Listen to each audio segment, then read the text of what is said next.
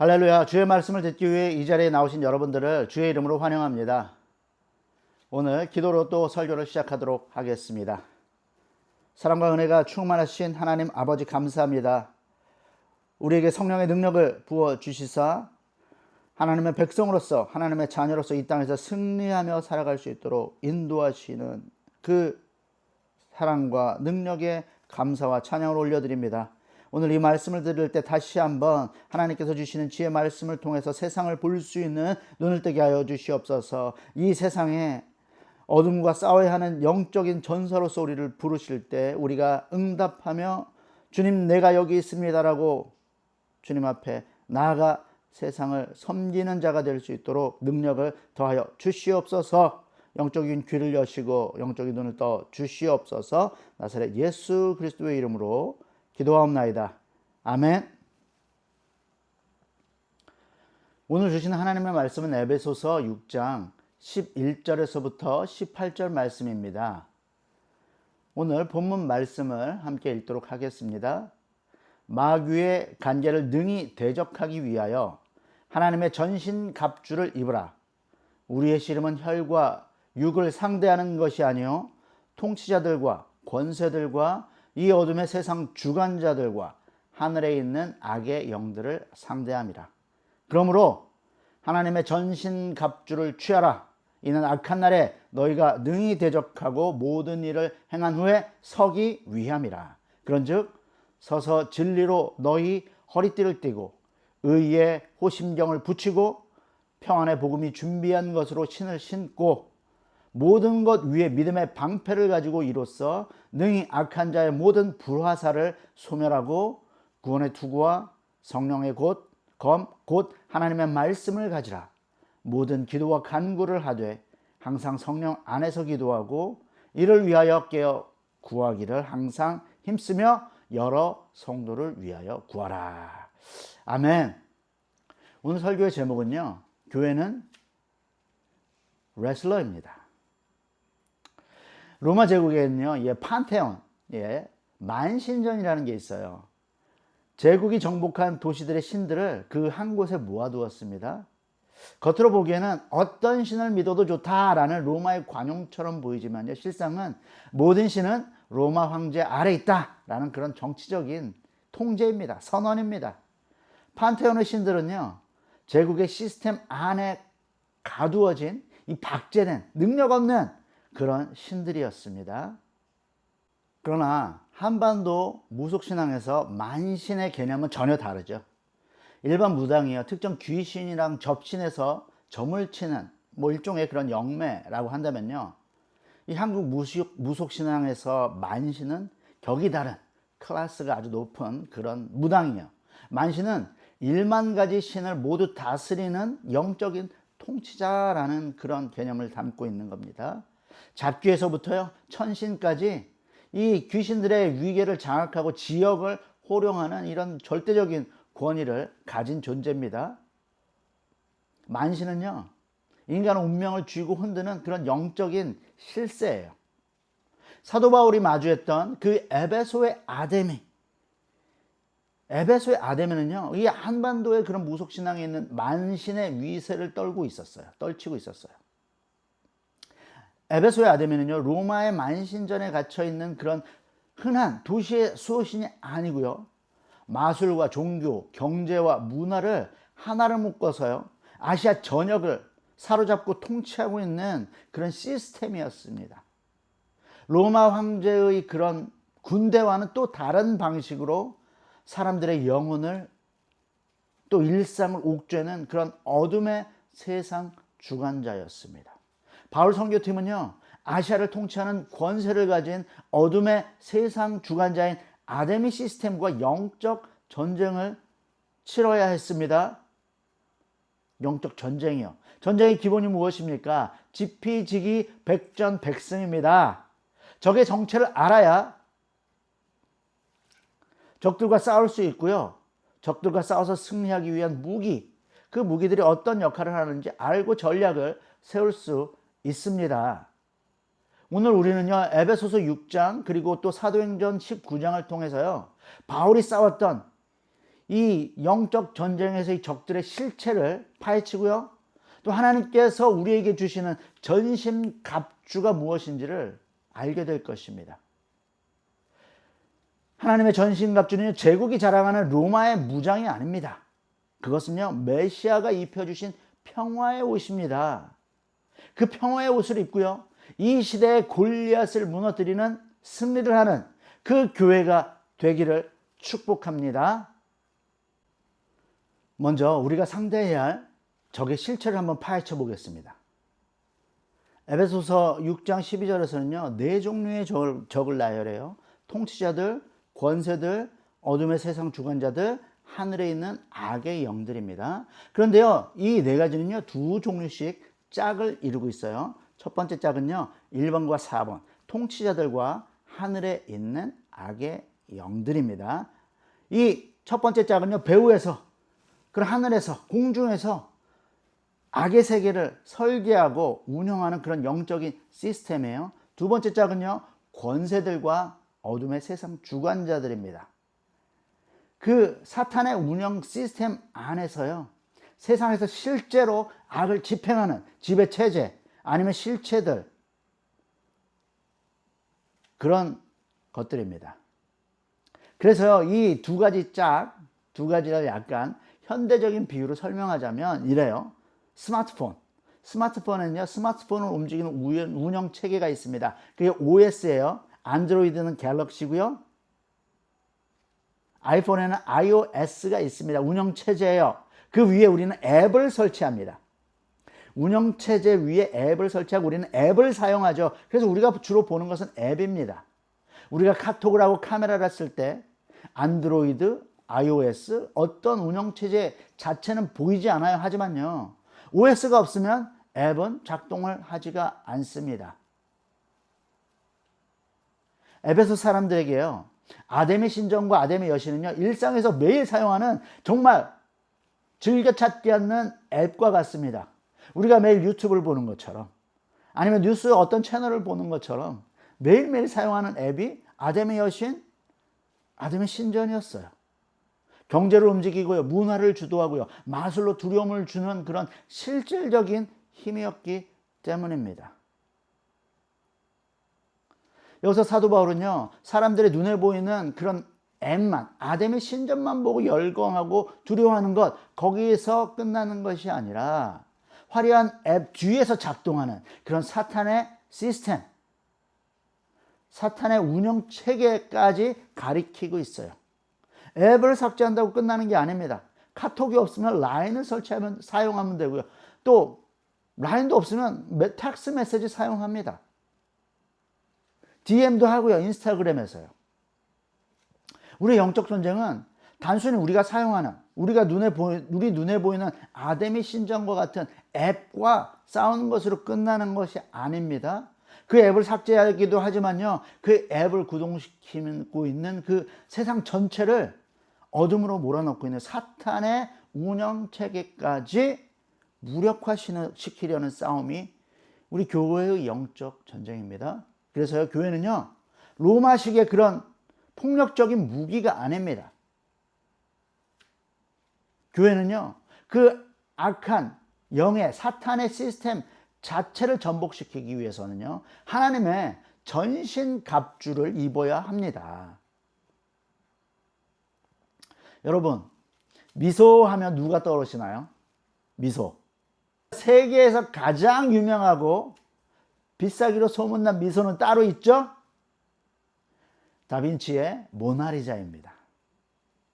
이 모나리자, 모든 사람들이 좋아하죠. 그리고 추정치, 값을 매길 수 없어요, 사실. 그러나 추정치만으로요, 최소 1 빌리언입니다. 1 밀리언이 아니라 1 빌리언 달러. 한화로는요, 1조 원이 넘어요. 프랑스의 과학자 파스칼 코트라는 사람이요, 놀라운 연구를 시작하는데요. 그때 증폭법이라는 이 특수 광학 기술이 있었어요. 그래서요, 모나리자 그림을요, 이 광학 기술을 통해서 한 층 한 층 투시해 보는 거예요. 그래서 10여 명의 연구 결과 그가 발표한 거는요, 그 그림에는 최소한 3겹의 다른 얼굴이 숨겨져 있다라고 발표를 합니다. 첫 번째 층은요, 이 작품의 뼈대의 밑그림, 그 위에 장신구를 쓴 초기 초상화가 있어요. 그리고 그 위에는요, 우리가 아는 모나리자와는 전혀 다른 여인이 있었는데요. 그 여인은요, 눈이 더 크고요, 입술은 얇고 그 유명한 미소가 없다는 것이 특징이에요. 아주 진지하고 어두운 표정의 여인이 모나리자 미소 뒤에 숨겨져 있던 것이죠.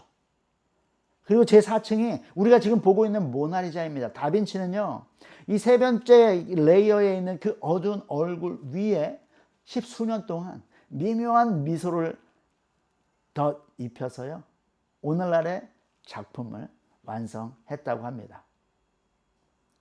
물론 학계는 여전히 이 층들의 정체가 뭐냐라고 토론하고 있습니다. 그러나 분명한 사실은 한 가지 있어요. 뭐냐? 우리 눈에 보이는 것이 전부가 아니다라는 것을요, 가리키고 있다는 것입니다. 그 신비로운 미소, 모나리자의 미소, 16년간 정교하게 다듬어진 그 미소는요, 마지막 레이어, 우리 눈에 보이는 것 뿐입니다. 그 이면은요, 우리가 알고 있는 모나리자와 전혀 다른 얼굴의 여인이 숨어 있습니다. 영적 전쟁도 이와 같습니다. 에베소 사람들이 열광했던 웅장한 아데미 신전, 화려한 아데미 여신은요, 겉으로 보기에 찬란한 빌리언 달러짜리 값비싼 미소와 같습니다. 에베소의 경제를 풍요롭게 만들어주고요, 아시아의 문화를 주도하는 그런 매력적인 모습으로 보였어요. 그러나 바울은요, 그 화려한 덫을 이면을 보라고 가리키고 있는 것입니다. 아데미 시스템 이면에는요, 사람들을 죽음과 공포로 몰아넣는 그 사탄의 운영 체제가 차갑게 작동하고 있습니다. 숨어 있는 것입니다. 우리의 전쟁은요, 덧칠된 미소를 다 꺼내고요, 그 배후에서 이 썩은 미소로 갑니다. 썩소를 짓고 있는 그 사탄의 시스템 자체를 붕괴시키는 씨름이에요. 이 사탄의 시스템이 완전히 붕괴될 때 교회는 비로소 하나님께서 주시는 이 승리의 면류관을 쓰게 될 것입니다. 이번에는요, 교회가 참가하는 이 영적 전쟁은 어떤 방식으로 치러야 하는지를 한번 살펴보도록 하겠습니다. 사도행전 19장 그리고 에베소서 6장이 말하고 있는 영적 전쟁은요, 우리가 흔히 생각하는 현대적인 전쟁이 아니에요. 지금 우크라이나와 러시아가 전쟁을 하고 있습니다. 그리고 또 이란을 향해서 이스라엘과 미국이 전쟁을 하고 있습니다. 그러나 이런 현대적인 전쟁이 아니에요. 멀리 떨어져서 중보기도에 미사일을 쏴야 되고, 우리가 보병부대가 돼서 로마의 갑옷을 입고 가서 총을 쏘고 그러는 전쟁이 아닙니다. 바울이 사용한 이 단어 팔레, 개역개정은 씨름이라고 번역했죠. 이 팔레는요, 고대 올림픽에서 레슬링입니다. 우리가 올림픽에서 보는 그 레슬링이에요. 우리의 영적 전쟁은요, 적과 온몸을 부둥켜 안고 거친 숨소리를 들으면서 엉겨붙어서 레슬링을 하는 그 초근접전이에요. 영적 전쟁은요, 그냥 교회라는 건물 안에서 선포로 끝나는 것이 아닙니다. 우리는요, 우리가 발을 딛고 살고 있는 세상으로 나가서요, 세상의 시스템과 레슬링하는 거예요. 에베소 교회는요, 아데미 신전과 아데미 여신과 도시 한복판에서 그들과 몸을 부딪히면서 레슬링했습니다. 끝까지 버티고 서서 승리한 줄 믿습니다. 레슬링에서 가장 중요한 건요, 상대를 쓰러뜨리는 겁니다. 그리고 또 한편으로는 서서 버텨야 합니다. 바울은 이 영적 전쟁의 목표를 이렇게 정의했어요. 이는 악한 날에 너희가 능히 대적하고 모든 일을 행한 후에 서기 위함이라. 여기서 서기 위함이다 라는 말은요, 레슬링 경기에서 상대의 온갖 공격을 받아내면서도 끝까지 두 발을 땅에 딛고 버티는 이 승리자의 자세를 말하는 것입니다. 아데미 신전 시스템이 에베소 교회를 마술과 경제와 소동으로 넘어뜨리려고 했지만 하나님의 전신갑주를 입은 교회는요, 그들과 엉겨 붙어서요, 끝내 넘어지지 않고 서서 버텨냅니다. 그런데요, 교회가 로마의 방식대로 칼을 들고 싸웠다면 그 전쟁은 패배했을 것입니다. 하지만 교회는 하나님의 전신갑주를 입고 평화의 방식으로 그들 곁에 서서 견뎌냈습니다. 결국 아데미 시스템은 힘을 잃고요, 멈춰섰습니다. 그리고 끝까지 서 있던 에베소 교회는 하나님께 평화의 면류관을 받았습니다. 영적 전쟁은요, 폭력으로 굴복시키는 것이 아닙니다. 하나님의 통치를 온몸으로 증명하면서 끝까지 서 있는 것입니다. 그러면 하나님께서 영광스러운 승리를 우리에게 주시고 면류관을 씌워 주실 것입니다. 하나님께서는 영적인 레슬링을 하고 있는 교회에게 전신갑주를 입으라고 명령하셨죠. 이 전신갑주는요, 사실 로마 군대의 그 무장을 의미합니다. 적을 죽이는 칼, 그 칼을 찰 수 있는 허리띠, 생명을 보호하는 투구, 호심경, 그리고 방패, 행군에 적합한 군화.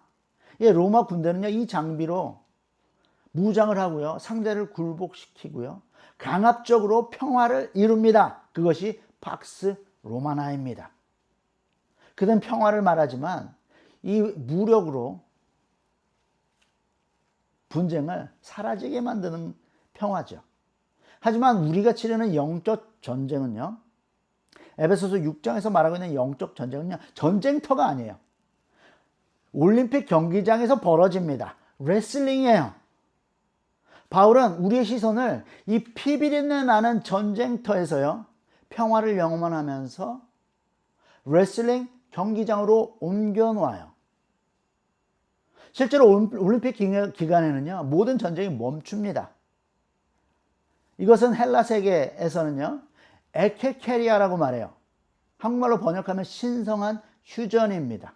제우스 앞에서 맺은 약속에 따라서요, 올림픽 기간에는요, 모든 전쟁을 멈추어요. 임시적이지만 평화가 오는 것이죠. 그러면 이 영적인 레슬링에 참여하는 이 교회의 전신갑주는 무엇인가? 우리가 모나리자 그림을 비춰보았던 그 증폭법을 이 전신갑주에 한번 사용을 해보도록 하겠습니다. 이 겉으로 보이기에는요, 로마 군인의 껍데기입니다. 그러나 그 증폭법으로 그 그림을 한꺼풀 벗겨내면요, 그 이면에는 전혀 다른 그림이 보여요. 로마의 군장이 아니라 교회가 메고 있는 것은요, 진리의 허리띠입니다. 그리고 공의의 호심경, 평안의 복음을 신은 신발, 믿음의 방패, 구원의 투구, 성령의 검을 입었습니다. 이것은 로마 군대 장비가 아니에요. 이건 뭐냐면요, 이사야 선지자가 예언했던 평화의 메시아가 입은 옷입니다. 이사야 11장 5절입니다. 공의로 그의 허리띠를 삼으며 59장 17절입니다. 공의를 갑옷으로 입으시며 52장 7절입니다. 좋은 소식을 전하며 평화를 공포하며 복된 소식을 가져오며 산을 넘는 발이 어찌 그리 아름다운가. 12장 2절입니다. 보라, 하나님은 나의 구원이시라. 내가 신뢰하고 두려움이 없으리니. 59장 17절입니다. 구원을 그의 머리에 써서 투구로 삼으시며 11장 4절입니다. 그의 입의 막대기로 세상을 치며 그 입술의 기운으로 악인을 죽일 것이다. 교회가 입은 전신갑주는요, 이 로마의 전쟁 무기가 아닙니다. 평화를 위해서 오신 메시아의 옷입니다. 에베소를 지배하는 아데미 신전이라는 권세와 아데미 여신이라는 어둠 세상 주관자와 씨름하기 위해서 우리는 제국의 방식이 아니라 메시아의 방식을 배워야 해요. 우리가 이 평화의 방식으로 아데미 시스템과 엉겨붙어서 레슬링할 때 우리는 설 수 있습니다. 그때는요, 세상이 염원하는 신성한 휴전이 임시적인 휴전을 넘어서요, 영원한 승리, 영원한 평화가 오는 것입니다. 하나님께서는 끝까지 버티고 평화롭게 서 있는 주님의 레슬러들에게요, 썩지 않는 평화의 면류관을 씌워 주실 것을 믿습니다. 맞습니다. 저와 여러분은 주님의 레슬러입니다. 지난 2주간 우리는 에베소 교회가 거대한 이 아데미 시스템과 씨름에서 거둔 이 압도적인 승리를 목격했죠. 값비싼 마술책들이 불길 속에 재가 됩니다. 그렇게 마술 시대는 저물었어요. 가짜 축기 사역자들의 허상은요, 이 바울의 손수건 한 장 앞에서 여실히 폭로가 됩니다. 데메드리오가 앞세운 그 경제 공동체의 거센 저항, 수만 명이 모여서 극장에서 소동을 일으켰지만 복음의 거대한 물결을 막을 수는 없었습니다. 찬란했던 아데미 신전은 넘어졌고요. 오직 하나님의 교회만이 그 자리에 당당히 서서 승리의 면류관을 받았다는 것, 우리가 2주 동안 보았습니다. 목격했습니다. 그래서 우리는 이제 증인입니다. 그러면 에베소 교회는요, 아데미 신전과 영적 레슬링을 하면서 어떤 기술을 사용해서 승리했을까? 이것이 오늘 우리가 에베소 교회를 통해서 배워야 할 6가지 교회 사역이에요. 먼저 진리의 허리띠. 진리의 허리띠는요, 교회의 성경 교육입니다. 바울은 두란노 서원에서 2년간 하나님의 말씀을 가르치면서 이 아데미 시스템의 마술과 우상숭배 허상을 폭로했습니다. 그리고 구약 성경, 그리고 또 예수님의 말씀을 가르쳤어요. 평화의 복음을 전했습니다. 두 번째는요, 공의의 호심경입니다. 이것은요, 세상을 섬기는 교회의 봉사예요. BAM! Business as Mission. 비즈니스를 통해서 세상 사람들을 섬기는 것이죠. 아프리카의 우물도 파줍니다. 그리고 우리 주변에 있는 고아와 과부를 돌보는 거예요. 조선 가정도 있습니다. 세상을 섬기는 교회의 봉사, 공의의 호심경입니다. 데메드리오의 사업이 위협을 받게 된 건요, 에베소 교인들이 신전 모형을 안 사요. 이제 그 돈으로 서로 통용합니다. 도움이 필요한 사람들에게 나누어 줍니다. 구제에 힘썼기 때문이 아닐까요? 이런 교회 봉사의 모델은요, 예루살렘 교회가 너무 잘 보여주었잖아요. 세 번째는요, 평안의 복음의 신발. 이것은 복음 전도입니다. 에베소를 중심으로 아시아 수많은 사람들이 예수 그리스도를 구세주로 영접합니다. 그래서 결과적으로 아데미 신전 시스템이 붕괴된 거죠. 복음 전도는요, 우리 주 예수 그리스도를 전하고 하나님을 높이면 됩니다. 결과적으로 우상은 무너지는 거예요. 자연스럽게. 우상을 공격하거나 비방할 필요가 없습니다. 우리가 복음을 전할 때 상대방이 평안의 복음을 거부하면 그저 신발을 툭툭 털고 나오십시오. 그러면요, 여러분이 빌었던 그 평안의 복음이요, 복음 전도자에게 다시 돌아오는 것입니다. 네 번째는 믿음의 방패인데요, 그것은 성도들의 교제입니다. 아데미 신전의 데메드리오는요, 조합원들과 연대해서 소동을 일으키는데 온 도시 사람들을 자기 편으로 끌어들여서요, 교회에 불화산을 쏘아댑니다. 네? 에베소의 아데미요, 2시간 동안이나 불화살을 쏘아댔죠. 그때 믿음의 방패를 가진 성도들 함께 방어의 진을 칩니다. 켜켜이 믿음의 방패를 진으로 만들어서 불화살을 막아내는 것입니다. 삼겹줄은 끊어지지 않습니다. 이민교회는요, 식사교제로 아주 끈끈하죠. 성도의 교제가 너무 잘 됩니다. 그래서요, 마귀가 교회의 식탁 교제를 잊어먹으려고 주방에 불화살을 쏘아야 됩니다. 주방에서 앞치마를 입으신 여러분, 그 앞치마가 바울이 입었던 기적의 앞치마가 되기를 축복합니다. 마귀의 불화살에도 불타지 않는 앞치마가 되기를 기도하십시오.